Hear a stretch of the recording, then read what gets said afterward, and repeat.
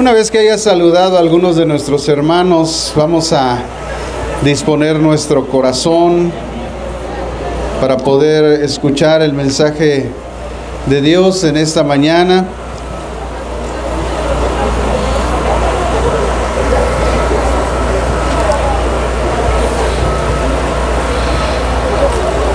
Y como hemos venido estudiando, amados hermanos, a través de toda la semana, seguimos nuestro proceso de aprendizaje. Y quiero recordarles el propósito, porque hace algún tiempo, algunos meses, estábamos estudiando la carta de Pablo escrita a los Gálatas. En el capítulo 4, en el versículo 19, nos detuvimos porque a Dios le tuvo bien enseñarnos, ¿verdad? Porque decía Pablo, sigo sufriendo dolores de parto hasta que Cristo sea formado en vosotros. Esa palabra esa semana retumbó en mi corazón y Dios habló a mi corazón diciéndome que teníamos que saber cómo es que Cristo es formado en una persona. Entonces, pues pedimos dirección, como siempre. Dios nos trajo al Evangelio de Mateo, como pudo haber sido Lucas, como pudo haber sido Juan o Marcos. La cosa es que Dios nos dirigió aquí. Y el propósito era descubrir las enseñanzas de Jesús, lo que Cristo enseñó, para que Él fuera formado en nosotros a través de sus enseñanzas, a través de la comprensión y el entendimiento de lo que Jesús enseñó. Entonces hemos venido caminando durante varios meses y estamos en el capítulo 13, donde Dios da 7 parábolas, 2 principios fundamentales del reino. Culmina con el llamado, ¿verdad?, del fin del mundo y el justo juicio de Dios. Y después de haberles explicado todas las parábolas, les hace una pregunta en la que hoy vamos a basar nuestra enseñanza el día de hoy, que está en el capítulo 13, versículo 51 y versículo 52. Así que yo he titulado ese mensaje que toda enseñanza requiere entendimiento. Diga conmigo, toda enseñanza requiere entendimiento. Y dice la Escritura, hermanos, en Mateo capítulo 13, versículo 51, Jesús les preguntó, ¿habéis entendido todas estas cosas? Ellos respondieron, sí, Señor. Él les dijo, por eso todo escriba docto en el reino de los cielos es semejante a un padre de familia que saca de su tesoro cosas nuevas y cosas viejas. Así que aquí claramente en el verso 51 vemos uno de los aspectos importantes de este pasaje, y en el verso 52 otro aspecto. Así que, amados hermanos, analicemos estos dos aspectos que están aquí para que tengamos una comprensión de por qué toda enseñanza requiere entendimiento. Porque Él acababa de enseñarles, les acababa de explicar las parábolas. Entonces le pregunta, ¿han entendido estas cosas? Por lo tanto, toda enseñanza requiere un entendimiento de las cosas. Y ese es el primer aspecto que está descrito en el verso 51. Jesús les preguntó, ¿habéis entendido todas estas cosas? En otras palabras, podríamos decir, ¿habéis entendido lo que he estado diciendo acerca del reino en todas las parábolas? Entonces Jesús les pregunta a sus discípulos si han entendido. La pregunta es, ¿por qué?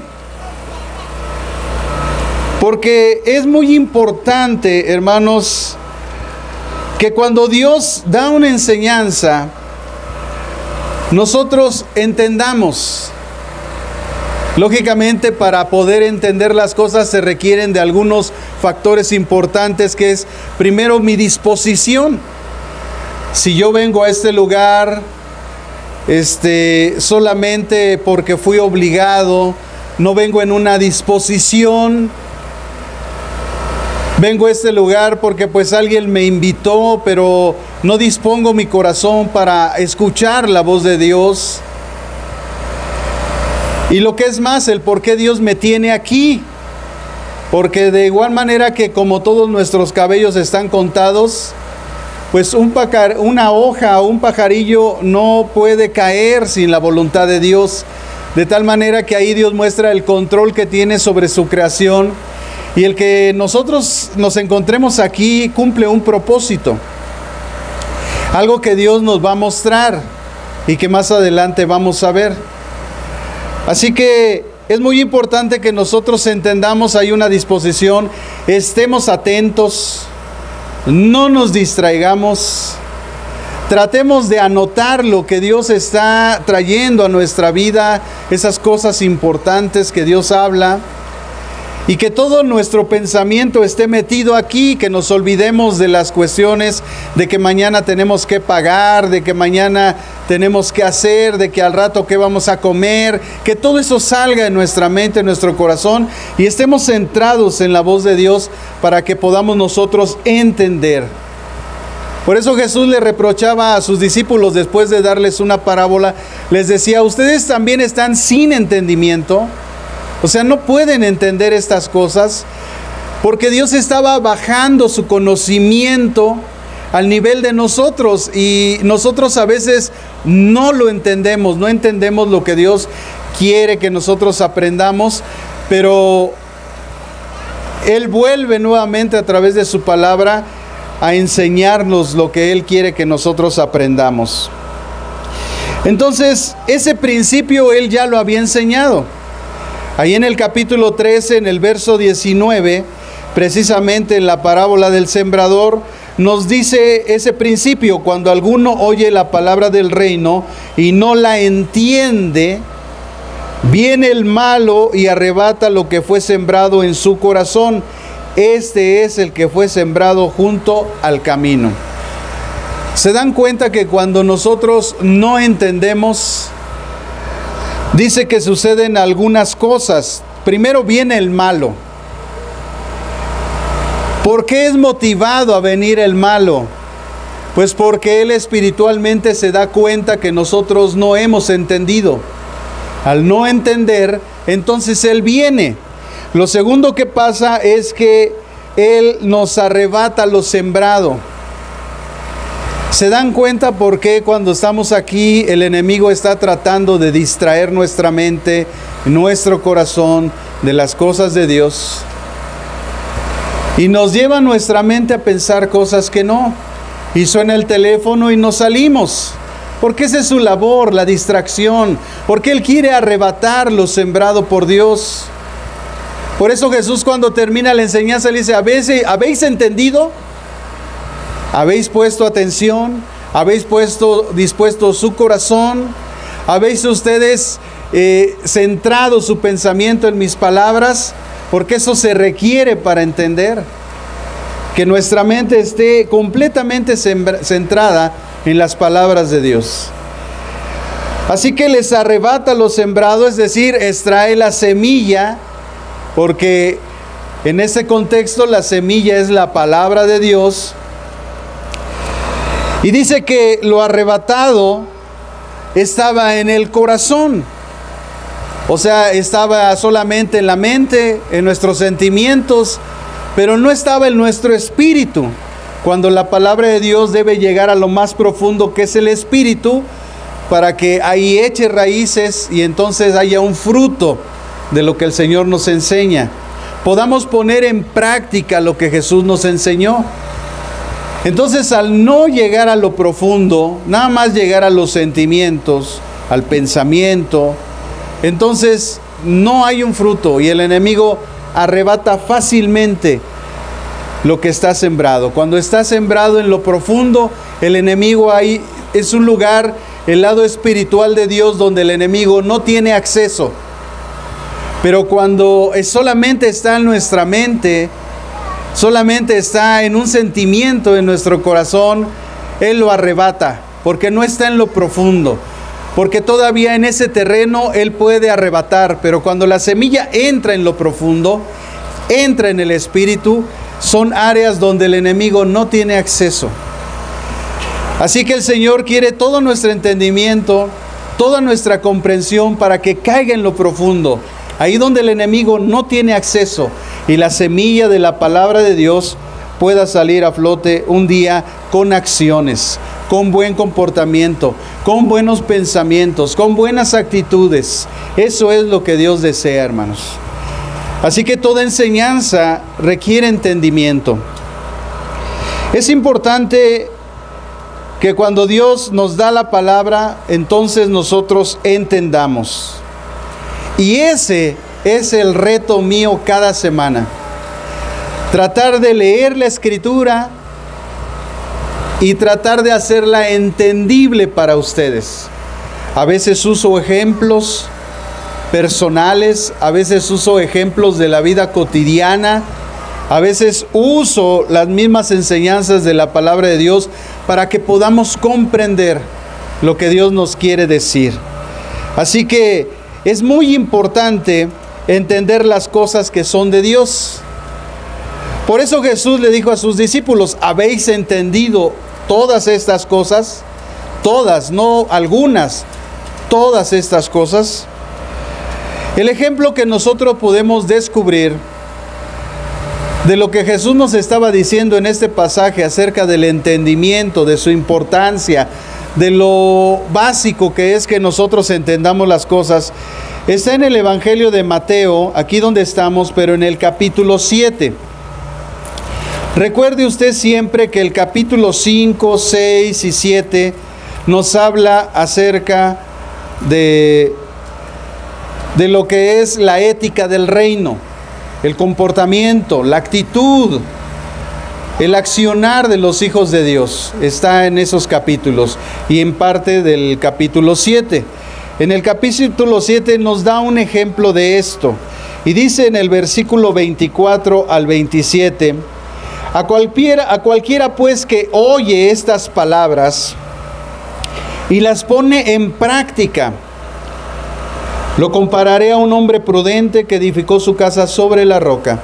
Descendió la lluvia, vinieron ríos, soplaron vientos y golpearon contra aquella casa, pero no cayó porque estaba cimentada sobre la roca. Pero cualquiera que me oye estas palabras y no las practica, lo compararé a un hombre insensato que edificó su casa sobre la arena.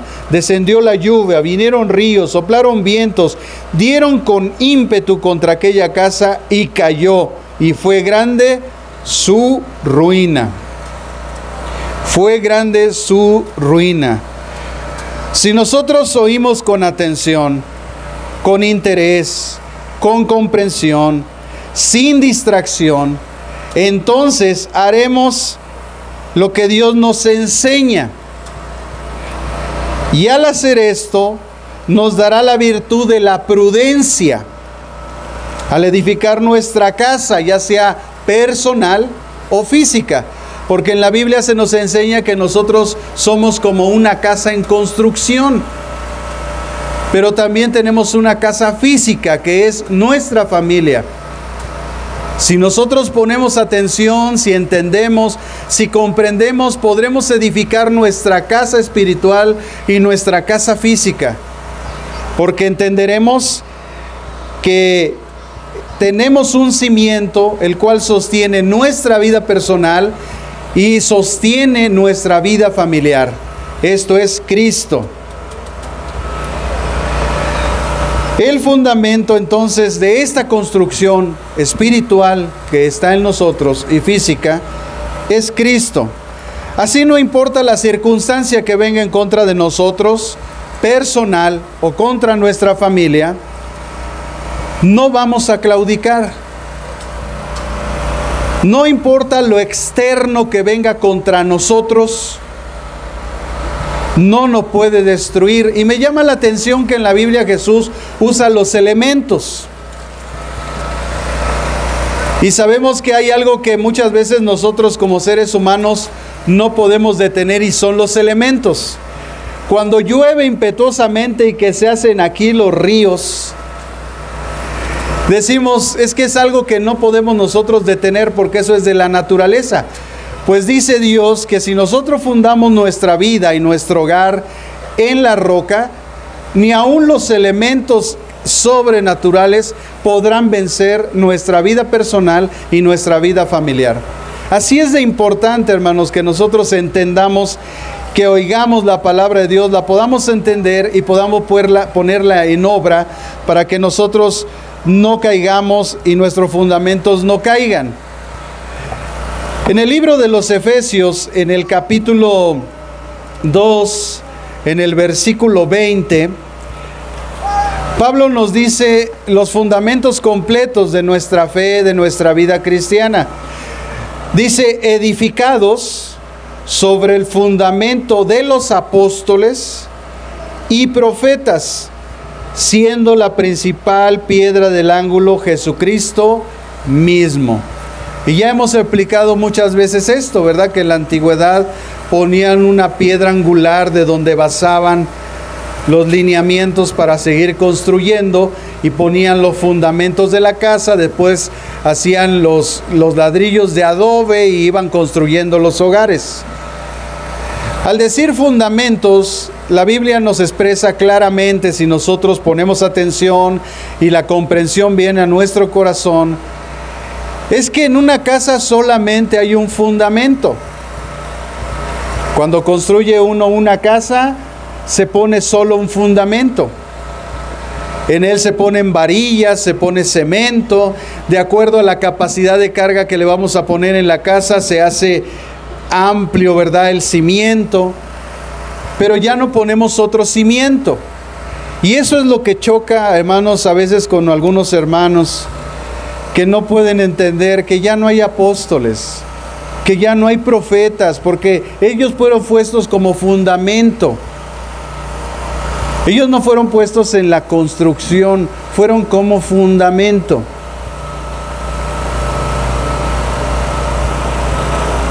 Pero son esos conflictos teológicos que hoy existen, porque pues lógicamente cada quien quiere defender su posición. Pero aquí está muy claro, se les llama fundamentos. Y en una construcción, moviendo nuestra materia gris, entendemos que en una construcción no hay varios fundamentos, solo hay un fundamento. Y ese fundamento son los profetas de Dios que en la antigüedad hablaron de Jesucristo, porque todas las enseñanzas de Jesús están en el contexto de enseñar al pueblo de Israel de que Él es el Mesías. Y de que de Él habían hablado los profetas. ¿Para qué? Para hacerlo a Él el Mesías, para anunciar de Él su venida como Mesías. Pero hoy en día, hermanos, lo extraespiritualizamos, y como el hombre siempre es vanidoso, orgulloso, soberbio, y siempre quiere puestos y títulos, pues nos empezamos a poner títulos. Pero la Biblia nos dice cuáles son los profetas de Dios y cuáles son los apóstoles de Jesucristo. Si nosotros tuviéramos entonces un mal entendimiento de las cosas, en la carta a los Romanos, en el capítulo 1, dice que nosotros fuimos llamados a un apostolado, pero no por eso somos apóstoles. Es como María, ¿verdad? Dicen que es virgen, pero también aquí hay jóvenes vírgenes, pero no por eso le ponemos veladoras, ni las divinizamos. Es el mismo pensamiento en esto de la cuestión de los apóstoles y los profetas, de que los divinizan y los hacen superiores a los demás, y ellos se sienten superiores, se sienten superungidos. Estaríamos con la mentalidad de la iglesia tradicional divinizando a María, y ahora nosotros divinizando a los profetas y a los apóstoles. O sea, eso no puede ser. Tenemos un llamado al apostolado, tenemos un apostolado, pero la palabra apóstol significa enviado. Enviado a una labor específica. Y nosotros somos llamados o enviados a una labor específica. ¿Cuál? Ir y predicar el evangelio. Pero no por eso, hermano, yo traigo aquí apóstol. No, hermanos. Entonces entendamos eso, porque si no entendemos, nos vamos a dejar engañar. Y por eso vemos las grandes barbaridades tremendas en el internet de los supuestos apóstoles y los supuestos profetas, todos sacándole el dinero a todo mundo. Incluso vemos mujeres engañadas por el diablo diciéndole a la gente que escuchen la voz de los billetes. Oye, hermano, está bien que estamos locos, pero no tanto, ¿eh? O sea, vean cómo juegan con la fe de la gente, ve cómo se aprovechan de su ignorancia, porque eso es más que ignorancia, hermano. Por eso Dios quiere que nosotros entendamos sus principios para no caer en la ignorancia y no seamos engañados.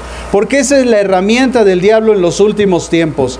Y estamos ya en los últimos tiempos, por lo tanto el engaño es la herramienta del diablo en este tiempo. Así que tenemos que aprender.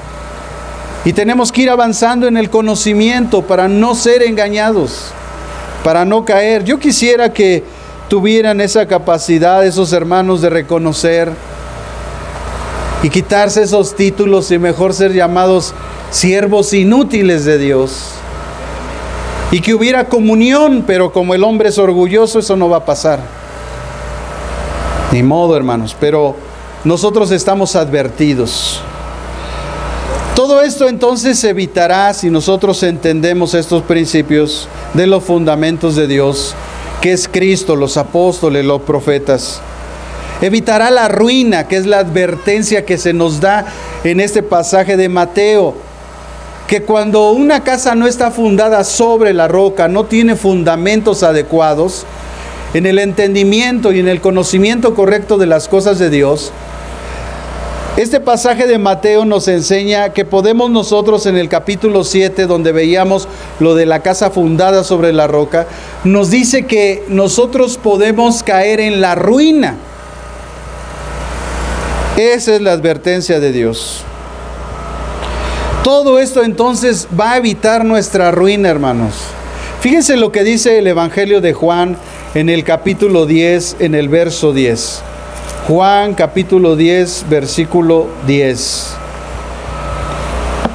Dice, el ladrón no viene sino para hurtar, matar y destruir.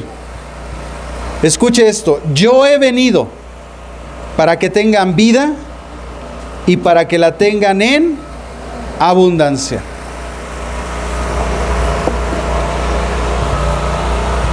Hay un ladrón.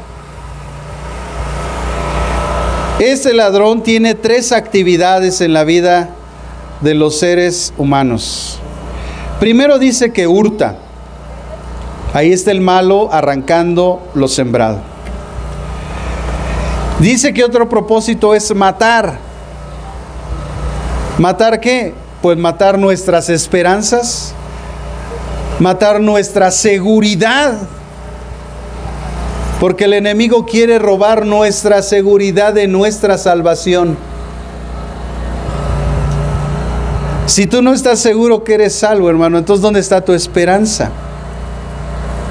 Y es lo primero que Jesús vino a ofrecer. Yo he venido para que tengan vida. Al tener vida eterna tenemos esperanza. Y al tener esperanza, hermanos, tenemos confianza. Confianza de que tenemos la salvación de Dios en nuestra vida. Y no hay nada que nos la pueda arrebatar. Ni aún mis malos actos. Porque viene Cristo y te corrige. Y tú sigues caminando. Pero no pierdes esa salvación. Dios nos da la esperanza y nos da la seguridad de nuestra salvación. El enemigo viene a robar y a matar esa seguridad. Que nuestra esperanza, estaríamos entonces como la gente de otras religiones, hermanos. Todos no tienen seguridad a dónde van. Pregúntale a una persona, ¿estás seguro a dónde vas? Si mueres, ¿sabes a dónde vas? Y usted va a ver que no sabe a dónde va. Pero dígale a un cristiano, tú sabes a dónde vas. Y él dice, me voy con mi Señor. Porque tenemos esa seguridad. Esa es la diferencia entre nosotros y otras religiones. Ellos no saben a dónde van, Tanto es así que siguen intercediendo por sus familiares, cuando la Biblia dice claramente que se ha escrito para el hombre muera una sola vez y después de esto juicio. Nosotros sí tenemos la seguridad, porque esa es la promesa de Dios. Jesús vino a darnos vida, entonces el enemigo viene a hurtar y a matar y también a destruir ese hogar, esa casa. Por eso Dios nos manda a tener fundamentos, a tener como fundamento a Cristo, las enseñanzas de los profetas que revelan que Jesucristo es el Mesías, y las enseñanzas de los apóstoles que nos muestran el evangelio de nuestra salvación. Eso es lo que Dios quiere que nosotros entendamos, para que el enemigo no arrebate, ni hurte, ni mate nuestras esperanzas. Entonces, contrario a lo que Dios desea, ¿verdad? Porque Dios desea que tengamos vida, y es en abundancia. Unos traducen en plenitud. Hay otra traducción que dice para que la vivan plenamente. Es decir, con un propósito. El diablo no puede ya llevarte al infierno. Aquellos que tenemos a Cristo, el diablo ya no puede llevar al infierno. Pero sí trata de bloquear el propósito de Dios en nuestra vida. Y el que nosotros vayamos cumpliendo el propósito de Dios en nuestra vida es lo que nos hace vivir en plenitud, porque estamos caminando en la voluntad de Dios. Así que el diablo va otra vez, hermano, regreso el cassette. Él solo vino a separarnos de Dios y de su Hijo amado Jesús. Y Él va a hacer todo lo posible para que tú te separes de Dios y de su Hijo amado Jesús. Y te va a meter, va a venir los ríos, los vientos contra tu casa y van a golpear. Y vas a entristecerte. Y te va a doler las circunstancias y las aflicciones y los dolores y todas las cosas que vienen. Pero si tu casa está fundada sobre la roca, no va a caer. Y si tu vida está fundada sobre la roca, no caes, no desistes. Oye, estos vientos impetuosos, estos mares que golpearon contra esa casa, yo nunca los he percibido tan impetuosos como en la vida de Job. La vida de Job es un ejemplo para nosotros, que a pesar de todo lo que le sucedió, él estaba fundado en la roca. Y aunque de oídas lo había oído, o sea, tenía el fundamento en su espíritu, le hacía falta un encuentro con Dios, porque ahí después del capítulo 40, 45, dice Job, de oídos se había oído, ahora mis ojos te ven. O sea, tuvo un encuentro con Dios. Pero él no cayó a pesar de todo lo que le aconteció. Y eso es lo que espera Dios de nosotros, hermanos. Que nosotros entendamos, que estemos fundados sobre los fundamentos que Dios ha puesto, para que nosotros podamos resistir toda circunstancia. Aunque estemos enfrentando la muerte, no importa. Señor, ¿es tu voluntad? Aquí estoy. Señor, ¿no es tu voluntad? Ayúdame a superar el proceso y ayúdame a levantarme. De tal manera que estemos convencidos que Dios tiene el control de todas las cosas, hermanos. Y recordemos que todo esto, hermano, que nos está hablando Juan en el capítulo 10, cuando nosotros ahorita leímos el Evangelio de Juan en el capítulo 10, versículo 10, que el ladrón vino a robar, matar y destruir. Jesús lo dice en el contexto de la ceguera espiritual de los fariseos, que eran líderes espirituales, que eran ciegos y guías de ciegos. Y dice que Jesús es la puerta del redil. Todo esto viene en este contexto, ahí en el capítulo 10, verso 2 de Juan, nos dice en todo ese contexto que el que entra por la puerta es el pastor de las ovejas. Pero el mismo pasaje nos dice que la puerta es Jesús. Esto es quien entra ¿Quién entra por la puerta?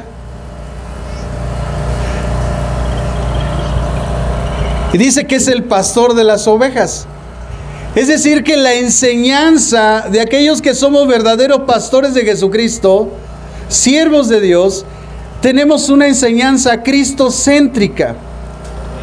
Abrimos la puerta, porque Jesús es la puerta. También que el portero, o sea, hay alguien que abre la puerta. En mi opinión personal, hermanos, porque aquí no lo dice quién es el portero, en mi opinión personal, yo siento que es el Espíritu Santo, porque Él es el que abre esa puerta, es decir, Él nos muestra las cosas, Él nos da la apertura a las cosas de Dios, Él escudriña hasta lo más profundo de las cosas de Dios, Él abre la puerta para que el verdadero pastor que está tocando, que está buscando las enseñanzas correctas de Cristo, al oír el toquido, el Espíritu Santo abre para que Él pueda penetrar y tomar las cosas de Dios y enseñarlas, y con esto hablar de parte de Dios a las ovejas. Porque después dice que cuando el portero abre la puerta y las ovejas oyen su voz, ¿la voz de quién? ¿Del que entró o del que abrió? Yo creo que del que abrió. Porque el que abre, ¿verdad? Cuando usted llega a una casa y tocan, alguien abre y dice el que está enfrente, ¿está Juanita? Ay, mi hermana siempre viene a mi mente, Dios la bendiga, hermana Juanita. Está Juanita y dice, les hablan. Entonces cuando oyen la voz del portero, del que abre la puerta, en ese caso el Espíritu Santo, las ovejas oyen, porque lo que nosotros debemos de oír es la voz de Dios, no la voz del que toca y que viene buscando. ¿Sí entiende, hermano? ¿Sí está entendiendo estas cosas? Es el Espíritu Santo que da la apertura y que anuncia que hay alguien que es el pastor de las ovejas, que los va a conducir. Porque miren, después de esto dice que el pastor habla a las ovejas, o las ovejas oyen la voz del pastor. Es como la persona, ¿verdad?, que tocan la puerta y oyen al que está tocando y dicen, ah, sí, son los que me traen lo que pedí, para no decir comerciales, ¿no? Sí, es mi prima, es mi abuelo, papá, pásate, ¿no? Reconocen la voz del que está allá afuera, el que ha abierto al que ha tocado para que se le dé acceso. De tal manera, amados hermanos, que al escuchar la voz, dice que lo siguen porque reconocen su voz, versículos 3 al 4, pero a un desconocido, dice Jesús, jamás lo siguen. Oye, te hablan, ¿quién es? No, yo no lo conozco, que te diga quién es, no decimos así. A los desconocidos jamás lo siguen, es más, huyen de él, te vienen a cobrar, no, dile que no estoy. Huimos, porque no reconocen voces extrañas. Jesús puso este ejemplo, pero dice la Biblia que no captaron el sentido de sus palabras. Pero ¿cuántos hoy estamos entendiendo? Ese es el propósito, hermano, que usted entienda. Así que después dijo en Mateo capítulo 10, vamos a regresar a Mateo capítulo 10. Estamos hilando, ¿verdad?, las enseñanzas. Mateo capítulo 10, versículo del 7 al 16. Dice, y yendo, predicad diciendo, el reino de los cielos se ha acercado.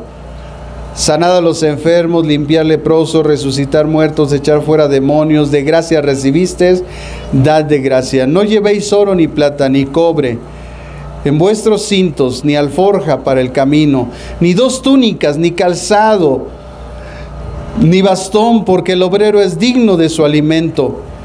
Pero en cualquier ciudad o aldea donde entréis, informaos de quién es en ella digno, y quedaos ahí hasta que salgan Al entrar en la casa saludan, y si la casa es digna, vuestra paz vendrá sobre ella. Pero si no es digna, vuestra paz se volverá a vosotros. Si alguien no nos recibe ni nos oye, y vuestras palabras, salid de aquella ciudad o aquella casa, y salid y sacudid el polvo de vuestros pies. De cierto os digo que en el día del juicio será más tolerable el castigo para la tierra de Sodoma y Gomorra que para aquella ciudad. ¿Para qué Dios nos sacó, hermano? ¿Para qué Dios saca a la gente, la hace entender? Para que vayamos y prediquemos el Evangelio. Para que eso que hemos aprendido nosotros lo transmitamos. Y usted va a ver ahorita en el segundo aspecto el por qué le digo esto. Porque Dios usa el símil o la enseñanza, o pone por ejemplo a un escriba que es docto en las cosas de Dios. Aunque los escribas en la antigüedad eran doctos en la ley de Moisés, que era la Torá, pero no en las cosas de Dios. Pero cuando alguien se hace docto en las cosas de Dios, pues lógicamente tiene un envío, tiene un propósito.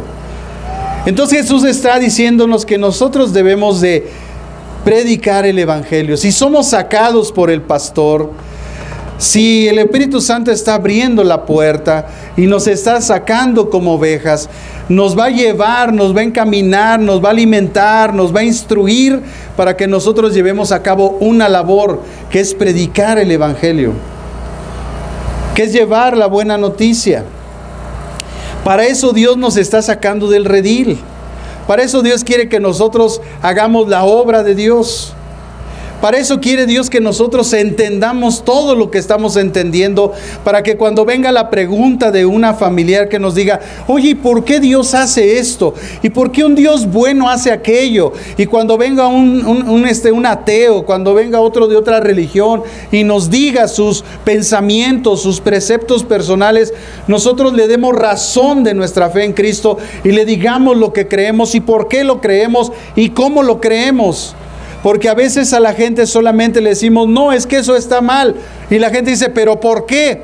Y ahí es donde nosotros le debemos de explicar. Pero ¿cómo le vamos a explicar si nosotros no hemos entendido?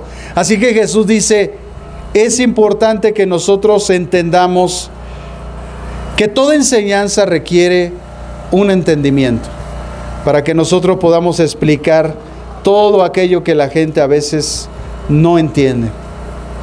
Para eso Dios nos ha sacado del redil, nos ha dado un pastor, ha abierto la puerta que es Cristo, y el Espíritu Santo nos ha dado acceso a las ovejas, a nosotros, para poderlos a ustedes de igual manera enviar.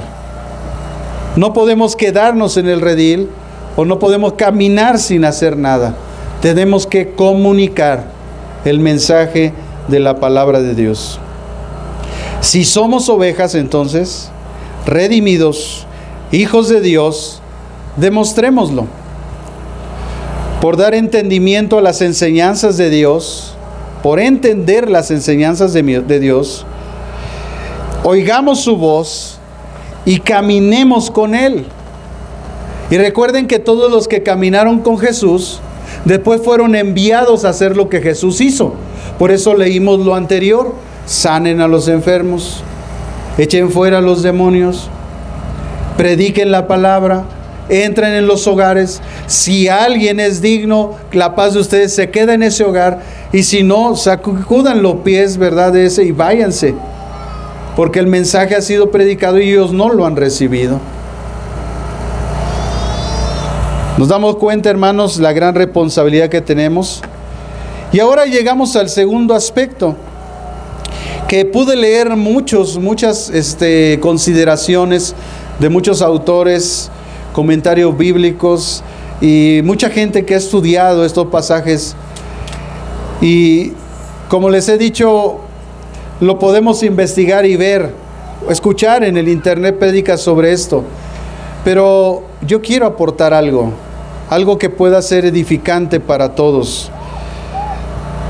A veces diferente a lo que otros han enseñado, porque el hecho de que uno no enseñe como otros enseñan no quiere decir que uno está mal.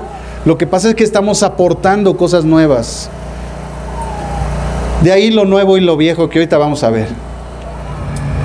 El segundo aspecto, entonces, en el versículo 52 del capítulo 13 de Mateo, Dice la Escritura, ellos le dijeron, sí, Señor. ¿Entendieron, hermanos? Sí, bueno.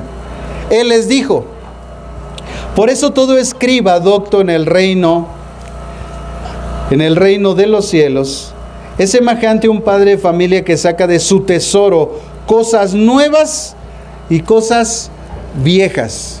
Vean que está ligado, hermano, cuando nosotros leemos, cuando nosotros seguimos la gramática y no encontramos una coma, no encontramos un punto y coma, y encontramos y, quiere decir que está ligado. Entonces son cosas nuevas junto con las viejas. Jesús usa primero la palabra nuevas porque Él venía anunciando un nuevo pacto. Un nuevo pacto que estaba ligado al viejo pacto. Por eso dice, ustedes están buscando la vida eterna. Escudriñen las Escrituras porque ustedes buscan la vida eterna, pero los profetas han hablado de mí. Entonces Jesús estaba enseñando las cosas nuevas con respecto a las cosas viejas. O sea, haciendo alusión a lo que se había dicho anteriormente, revelándonos que era una continuidad lo viejo y lo nuevo. Estaba ligando el antiguo pacto con el nuevo pacto. Estaba trayendo el entendimiento de a lo que se refería el antiguo pacto y a lo que se refería ahora el nuevo pacto. Pero la gente no entendía. Así que Jesús pone, por ejemplo, a un escriba docto. Y esta palabra escriba es una palabra griega que se escribe gramateus con doble M. Gramateus con doble M, que tiene varias connotaciones. Se decía que era un aprendiz, después intérprete y al final maestro. Este era el proceso de los escribas. Primero eran aprendices, después eran intérpretes y después eran maestros. Ellos enseñaban la Torá, la ley de Moisés. Tenían entonces la labor de estudiar, siendo dirigidos por otros escribas con más experiencia, con más conocimiento, gente más estudiosa que los enseñaba. Y ese es el proceso que la iglesia también tiene que seguir. Tiene que ponerse al nivel de alguien que le enseñe, para que después él interprete y después enseñe. Es por eso que cuando estudiamos la maestría, no es otra cosa sino esto. Somos como escribas que nos disponemos a ser enseñados para después poder interpretar correctamente y después enseñar. Es a lo que ahora nosotros le llamamos, cuando usted sabe que alguien es maestro en teología, es como un escriba que se dispuso a ser enseñado, era un aprendiz, después aprendió a interpretar y ahora está enseñando. Esa es la labor que tenían estos hombres, y eran guiados por alguien que había estudiado más y que les enseñó y después les iluminó para que pudieran ellos interpretar, y después los va a poner a enseñar, porque para eso estudiaron. Entonces ellos interpretaban las Escrituras y posteriormente las enseñaban, las aprendían, las interpretaban y las enseñaban. Ellos tenían un lugar en el Sanedrín. El Sanedrín era el Consejo Supremo nacional y religioso de la antigüedad, donde se reunían en un concilio. De hecho, la palabra Sanedrín significa concilio. Ahí se reunían principalmente el sumo sacerdote, algunos de la línea de los sacerdotes antiguos, y además gente que era de la élite, ¿verdad? Que tenían posesiones o familias poderosas de la antigüedad. Así se reunía el Sanedrín, ese era el Sanedrín. Por eso cuando dice la Biblia que Jesús fue llevado al Sanedrín, pues fue llevado ante estas personas, ante el sumo sacerdote, ante los sacerdotes que estaban ahí y ante la gente poderosa o de renombre, a los cuales llamaban ellos ancianos. Y ahí se reunían y entonces la persona traían un caso y ellos juzgaban, y ahí estaba, en un lugar de esos estaban los escribas, también tenían un lugar porque ellas eran los intérpretes, de tal manera que el acusado, cuando decía algo acerca de las escrituras, ellos con el discernimiento decían: esto sí es de Dios, no, esto no es de Dios, porque ellos eran intérpretes, ellos habían aprendido a interpretar y además enseñaban, entonces tenían el conocimiento. Por eso, en uno de los problemas fuertes que hubo, cuando Jesús sana a un ciego, dice que llevaron ante el Sanedrín y empezaron a juzgar a este ciego. Y después vino Jesús. Y el Señor Jesús les dijo que ellos eran ciegos. Porque en el contexto de lo que estaban hablando, del estar criticando a la persona que había sido sanada, le dicen los judíos, los fariseos: entonces estás diciendo que nosotros somos ciegos.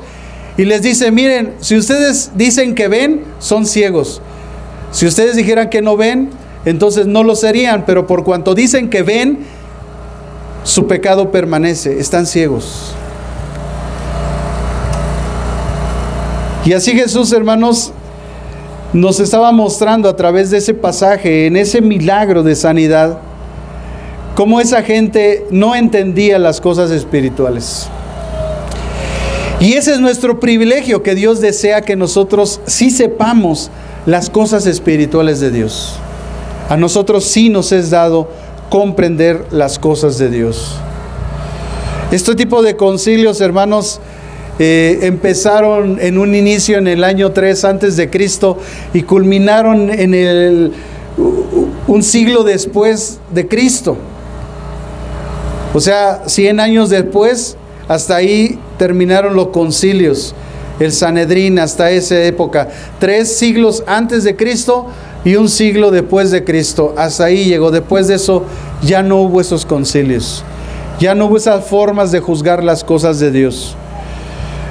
Entonces ahí se reunían ellos para llevar esas actividades. Por lo tanto, los escribas tenían una gran participación, porque ellos eran los intérpretes de las cosas de Dios. Así Jesús enseñó que si una de estas personas doctas, que conoce las cosas antiguas de Dios, el antiguo pacto, se instruye en las cosas nuevas de Dios, del nuevo pacto, entonces dice que es como un padre de familia, que saca de su tesoro cosas nuevas y cosas viejas. Y vean cómo dice primero cosas nuevas, porque al tener el conocimiento de lo antiguo, surgen cosas nuevas. Y dice que es un padre de familia. Me llamó la atención que lo llamara así, porque nosotros ahí vemos muchas cosas que corresponden a la responsabilidad de nosotros como padres de familia. La palabra sacar viene del griego ekabayo, con K, E-K-B-A-L-L-O,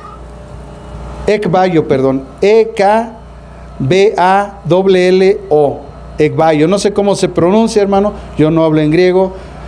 Ekbayo tiene la idea de extraer. Y miren, estamos viendo esta palabra porque nosotros vamos a saber cuáles son nuestras responsabilidades como padres de familia. Y que Dios lo comparó a un maestro de la ley, que conoce las cosas de Dios. Cuando un padre de familia conoce las cosas de Dios, dice entonces que extrae, esparce o distribuye de modo amplio. En este contexto sugiere entonces generosidad. Por lo tanto, el padre de familia debe ser siempre generoso con sus hijos y generoso con su esposa. Generoso. Dice la Escritura que ese hombre tiene esa generosidad y entrega en la palabra de Dios en forma amplia. O sea, cuando dice que saca, la idea del pasaje quiere hacernos ver que el padre de familia que saca, es decir, que es generoso, que es amplio en aprender las cosas de Dios. Entonces no se está refiriendo a cosas que a veces nosotros pudiéramos interpretar. La palabra griega sacar nos está mostrando que de igual manera que el escriba se mete en la palabra de Dios a estudiar, a escudriñar, a buscar las cosas de Dios, a sujetarse a una instrucción para aprender, después interpretar y después enseñar, el padre de familia tiene que hacer lo mismo, o en aquellos tiempos hacía lo mismo, se metía en las cosas de Dios. ¿Cómo nosotros podemos ver esto, hermanos? Pues solamente hay que ver la vida de Jesús. Que cuando los papás presentaron a Jesús, cuando María y José presentaron a Jesús, ellos no hicieron un acto religioso como nosotros a veces lo hacemos. Porque yo quisiera ver a toda esa gente que ha pasado aquí al frente con sus hijos y los ha presentado en esta iglesia. Yo quisiera saber dónde están. Esa gente religiosa si no está aquí, porque solamente quiere cumplir la religión, pero no quiere hacer el compromiso que ellos hacen aquí al frente. Cuando tú vengas, hermano, yo de verdad le ruego en Cristo que cuando usted se atreva, escúcheme bien, se atreva a decirme que va a presentar a un hijo aquí al frente, usted no sea religioso como otra gente que ya ni está en esta iglesia. Porque no entienden, el diablo les arrebata lo entendido. No entienden que al venir aquí a presentar a un niño es el compromiso del padre de enseñarle las sagradas escrituras a ese niño, para que aún siendo viejo no se aparte de ellas. Pero yo quisiera ver dónde está esa gente religiosa que se atrevió a pedirme, no sabe lo que está haciendo, porque Dios los va a juzgar por eso. Porque lo hizo en presencia de muchos testigos y lo hizo en la presencia de Dios. Y Dios un día va a juzgar a esos padres que se atrevieron a pararse aquí al frente, a poner su cara de Magdalena y de San Clodomiro aquí, y no hayan cumplido con eso. Porque para cumplir, para que ellos puedan enseñar a sus hijos, primero ellos se tienen que sujetar a la enseñanza. Así podrán enseñar a sus hijos, para que sea fundada su vida primeramente sobre la roca y después su familia sobre la roca. Y discúlpeme usted, hermano, que levante mi voz, pero es que me da coraje. Me da un enojo santo porque la gente no entiende que no nada más es venir y pararse aquí al frente. Hermano, la próxima vez que usted vaya a hacer eso, váyase aquí a 3 cuadras y ahí le van a cobrar 500 varos. Aquí es un compromiso con Dios, donde yo decido seguir a Cristo primeramente, por eso lo estoy trayendo. Por eso yo no caso incrédulos. ¿De qué le sirve a una persona que no cree en esto estar aquí casándose con una persona que sí cree? No sirve de nada. No es cuestión de casarse por la religión, no es cuestión de cumplir con la religión, es cuestión que entendamos que nosotros debemos de vivir una vida en Cristo y enseñar esa vida aquí en Cristo a los demás. Por eso Jesús, cuando lo presentaron, hermanos, Jesús a los 8 años ya estaba él enseñando y discutiendo las cosas de Dios con los más altos potentados y conocedores de las Escrituras. Porque al ver esa actitud de Jesús nos hace ver que María y José, cuando ellos se presentaron, presentando delante de Dios a Jesús, haciendo el compromiso de enseñarle las Escrituras, cumplieron, al grado que Jesús a su edad estaba él disertando con los grandes hombres conocedores de la ley. Y esa debe ser nuestra labor, no la labor del ministerio infantil. Esa es la labor de los papás. Por eso nos tenemos que instruir. Por eso Jesús hace la alusión. Por eso todo escriba docto en el reino de los cielos es semejante al padre de familia. Vea que dice que el docto es semejante a... No, el padre de familia es semejante al docto. No, dice es semejante al padre de familia. Por lo tanto, el padre de familia tiene esta responsabilidad de ser el hombre que escudriña, que busca las cosas de Dios para instruir a su familia, fundamentarse él sobre la roca y fundamentar a su familia para que cuando vengan las circunstancias y choquen con ímpetu, no destruyan nuestra familia. Porque estamos fundados en la roca y la roca es Cristo. Dile que está a tu lado, ¿ya entendiste? Oye, hermanos, venir a hacer un acto religioso, cualquier hermano. Mejor para la otra avíseme y me pone aquí su quiniela. Si usted viene a hacer un acto religioso le cuesta 500. Si usted ha entendido las cosas de Dios, eso es gratis. Así que hermanos, tengamos ese entendimiento para hacer las cosas correctas a los ojos de Dios. Por eso es el escudriñar esta palabra con la palabra griega sacar, para que entendamos que es entrega la palabra de Dios. El padre de familia debe de tener entrega a la palabra de Dios. En eso, ese es el entendimiento de la palabra sacar en griego, ekbayo. Entrega la palabra de Dios. El padre de familia era un hombre que era entregado a la palabra de Dios, por lo tanto sacaba cosas nuevas y cosas viejas. Y el escriba era semejante a él, porque se disponía a ser enseñado, aprendía a interpretar y después enseñaba.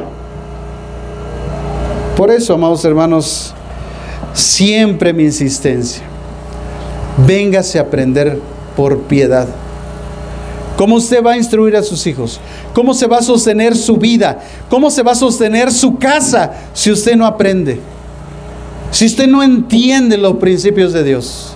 Si usted no interpreta correctamente las Escrituras y después las enseña en su casa. Cosas nuevas y cosas viejas, dice la Escritura. Se refiere a la acción de enseñar lo nuevo, conservando las enseñanzas viejas, pero administrando correctamente estas enseñanzas para explicarlas de manera que sean entendidas para los hijos del reino. Uno de los ejemplos, hermanos, que nosotros podemos ver está en Mateo capítulo 5. Si nosotros nos regresamos ahí donde Jesús está hablando acerca de la ética del reino, en el capítulo 5, en el verso 43 al 48, dice Jesús, vean cómo Jesús saca las cosas viejas y las cosas nuevas.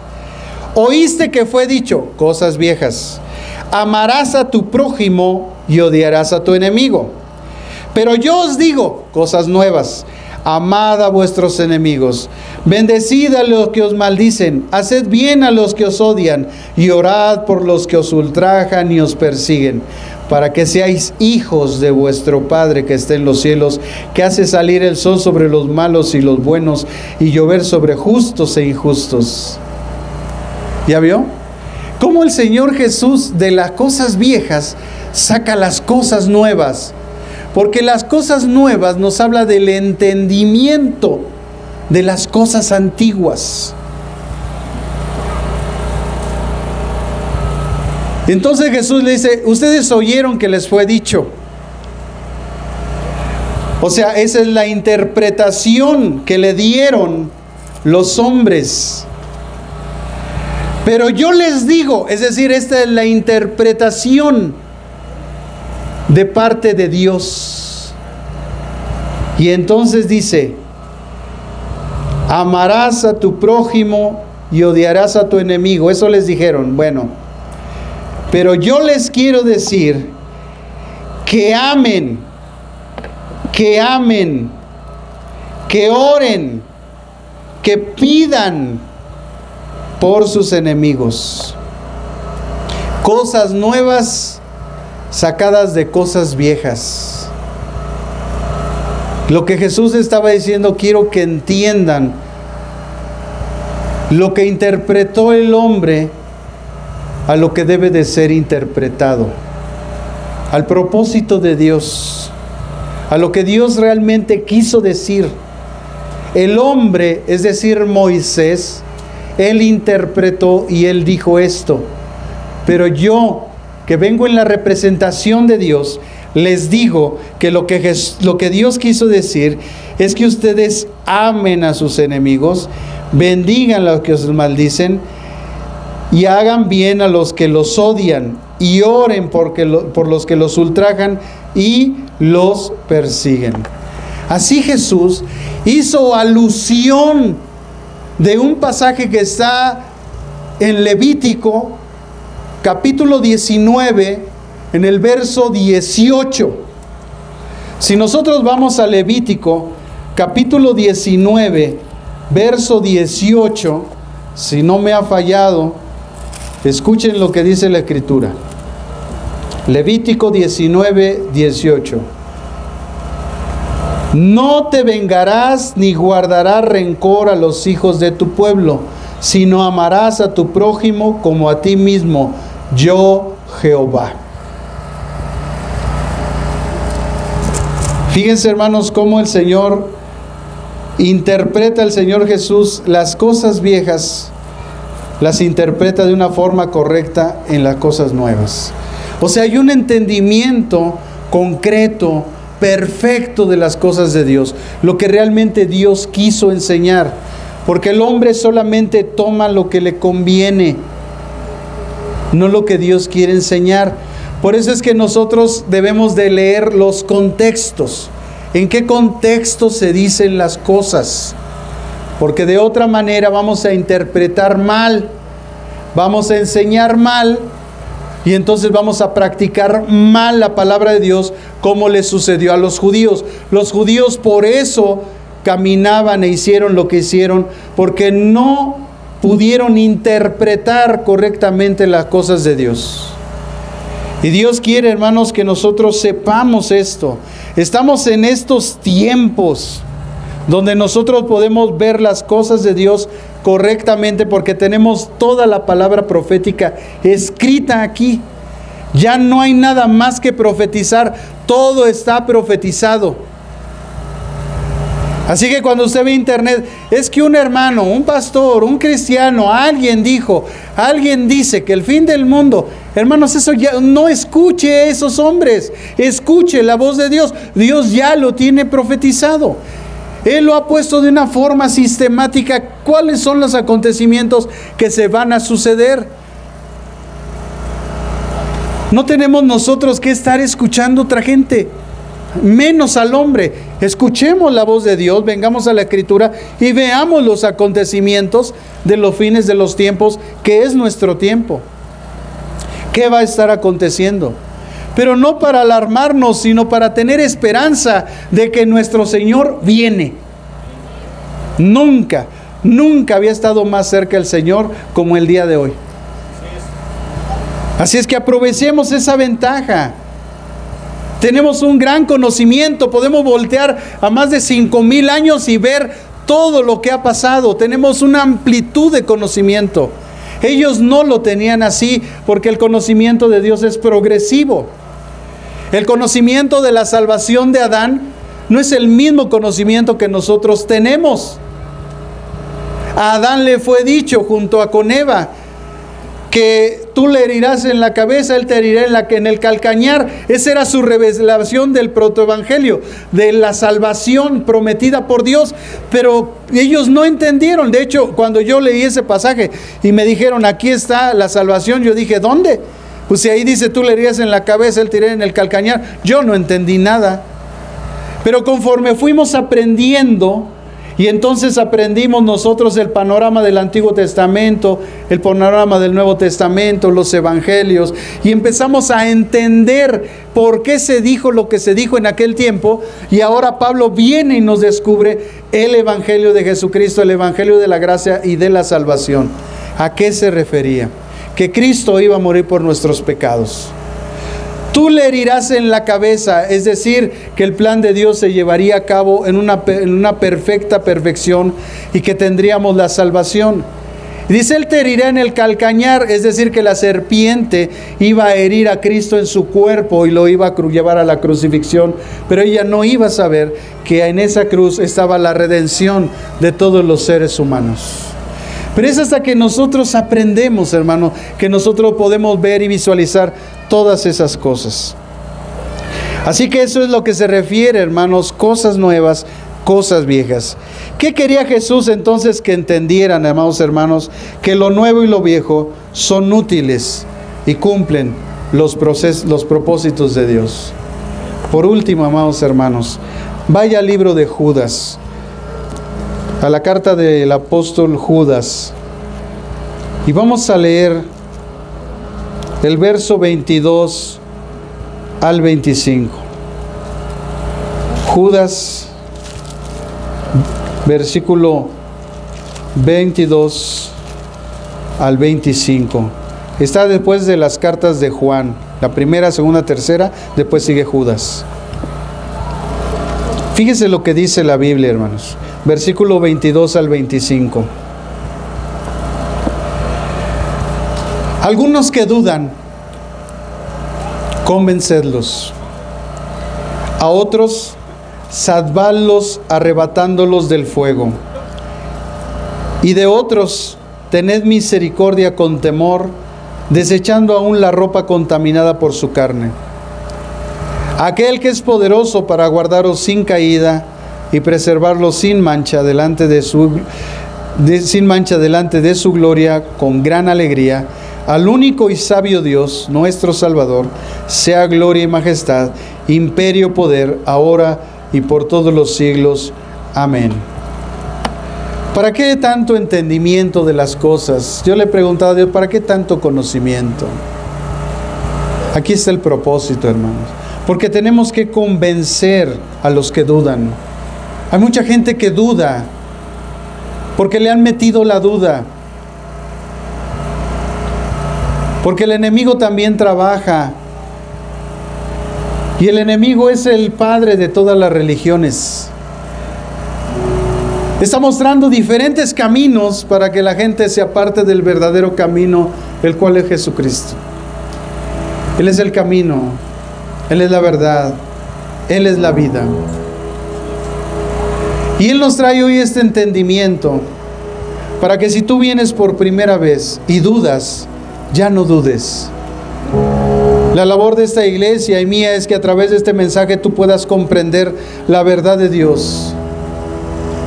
Por eso les dijo, ¿han entendido todas estas cosas? Usted terminando este culto y después de todas estas enseñanzas del capítulo 13, usted debe de entender que hubo un inicio, que un día el sembrador salió a sembrar,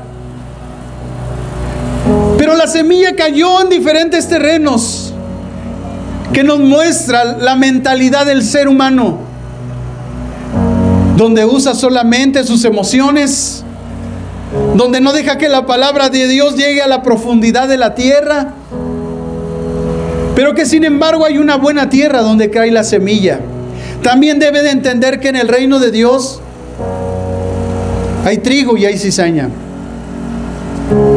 y que Dios deja que los dos crezcan juntos, porque se debe demostrar que el trigo es trigo por su naturaleza, y no importa la influencia que esté a su lado, aún sea la misma cizaña, el trigo dará fruto.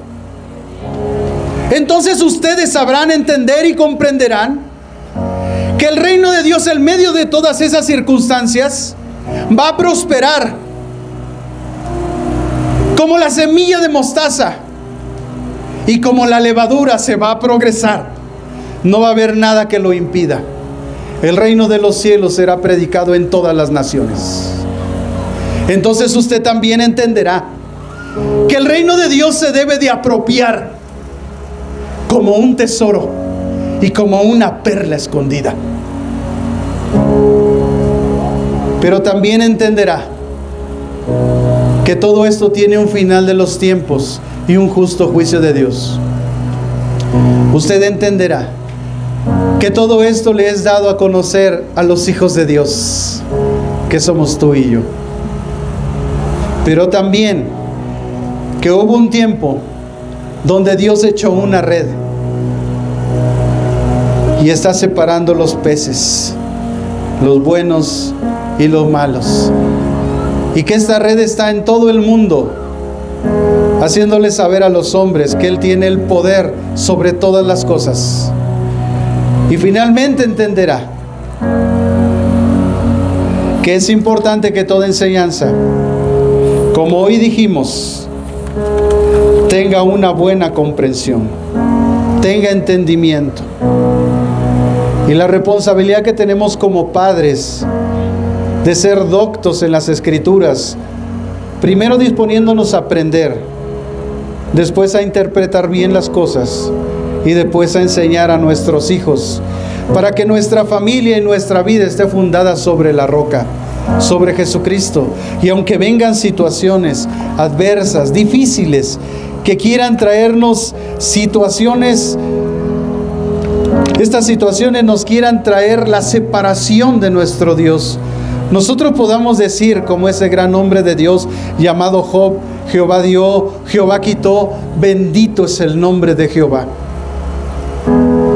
Para que en todas estas cosas no pequemos delante de Dios, para que toda nuestra esperanza esté puesta en Jesucristo y no en los hombres, porque Él sí nos enseña las cosas correctas. Él nos hace ver lo correcto de las Escrituras, porque oímos que fue dicho, pero Él dice, Dios dice, eso es lo que yo quiero que ustedes hagan.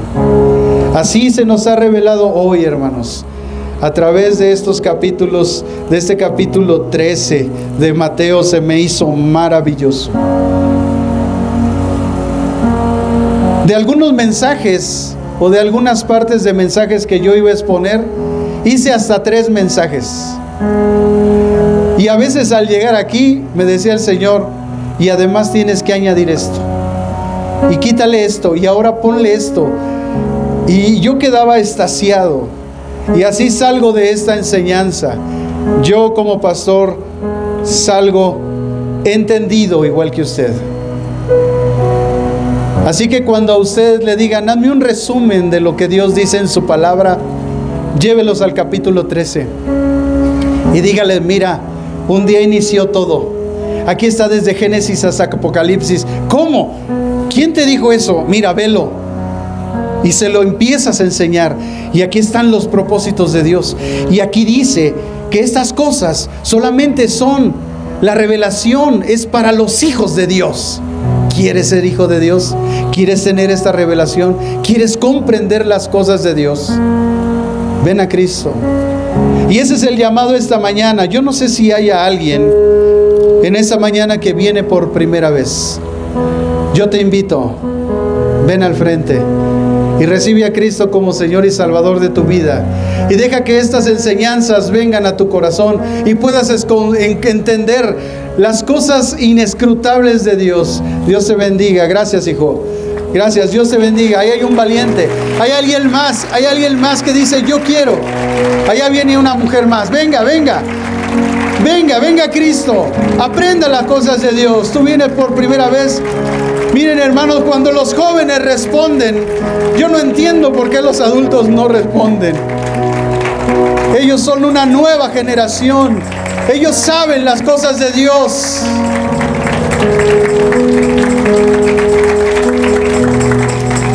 Ahí viene otra persona, alguien más. Pase al frente. Dios le bendiga. Adelante, Dios les bendiga. Vengan. Dios les bendiga. Gracias. Gracias. Dios les bendiga. Vengan. Dios les bendiga.